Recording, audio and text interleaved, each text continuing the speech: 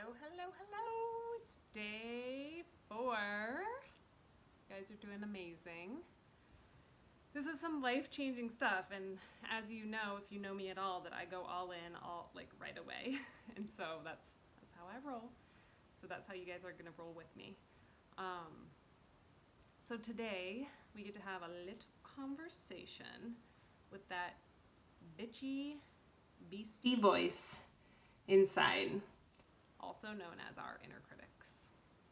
So what I want you to do is remember back to the last time where you just felt like maybe you left a gathering and you noticed that you were kind of mean to yourself or questioning yourself or beating yourself up. Or maybe you just had that yucky feeling inside of your being where you're just like, oh, I just don't feel good about what just happened or who I am or what I'm doing. And so this exercise might sound challenging, but I bet you anything that once you take your pen to your paper, it will flow.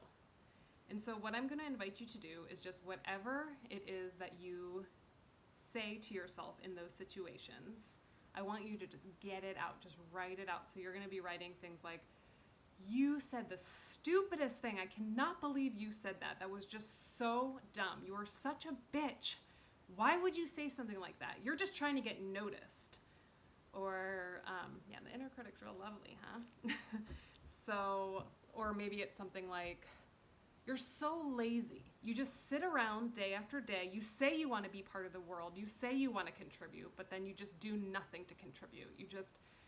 You're not helping anyone. You're just adding to all the problems. What are you even doing with yourself?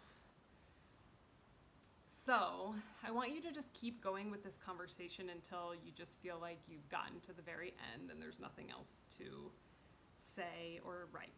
And this will be very, very illuminating and very enlightening to know, shit, that is how I talk to myself.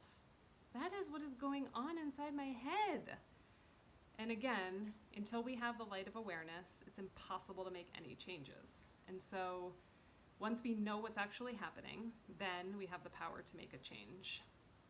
So tomorrow we'll get into how we're going to change this voice that's happening inside of our heads. But today, we're just going to notice it.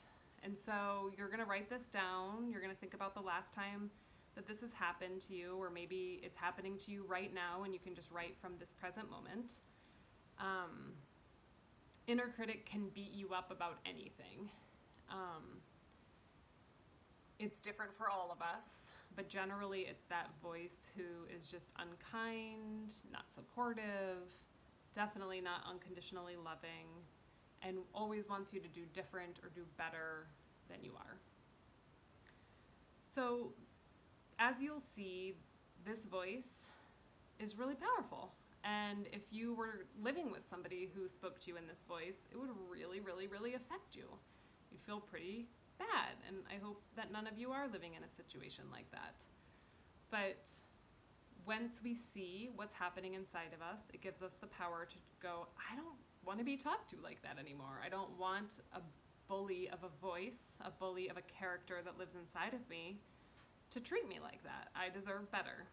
And so today, the first step is just getting it out, seeing what that voice is all about, what it has to say to you, what kind of rhetoric it has for you. And usually our inner critics have a very similar pattern, and they always harp on us for very similar things.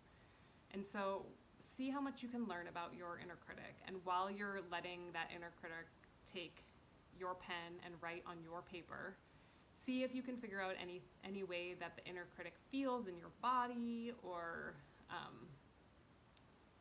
maybe looks. Maybe you get an image when you're writing this exercise. So remember that tomorrow we'll work on the antidote to this situation. And that also, this is something that I do regularly. I come back to these prompts all the time. So the inner critic isn't like a one and done situation, and none of these journal prompts are. This is an ongoing practice. I'm just introducing them to you so that you have a basis of understanding why we're doing these prompts. So you'll come back to this over and over again, so that as you get to know your inner critic better, you also know the antidote to your inner critic better, and you know how to use your antidote right away in the future. All right, have fun with your inner critic.